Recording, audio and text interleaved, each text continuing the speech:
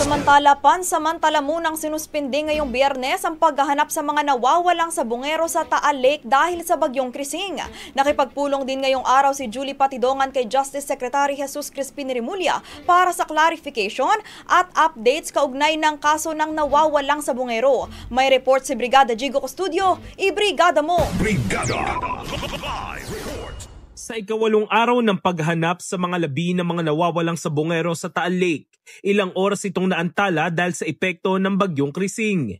Pasado 9:00 kaninang umaga, nang ihinto ang pagsisid ng technical divers at paggamit ng ROV sa lawa dahil sa walang tigil na pag-ulan. Hold lang yun kasi yun nga, the weather does not permit us to carry out a good search.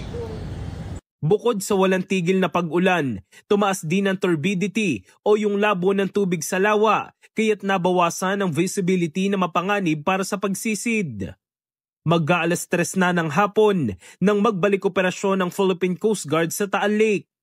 Samantala, nakapagpulong din ngayong araw si Julie Patidongan kay Justice Secretary Jesus Crispin Remulla para sa clarification at updates kaugnay ng kaso ng mga nawawalang sabungero. Ayon kay Remulla, nadagdagan pa ang bilang ng mga personalidad na iniuugnay ni Patidongan sa kaso ng mga nawawalang sabungero. Sa ngayon, nasa 30 individual na ang isinasangkot ng whistleblower sa kaso. Sa kabila nito, patuloy na kinaklaro ng DOJ ang mga impormasyon mula kay Patidongan. Marami kasi itong datos na dapat nilang malaman at malaman kung ano ang mga nalalaman nito. In the heart of changing lives, ako si Brigada Jigo Custodio ng 105.1 Brigada News of Manila, the Music News Authority.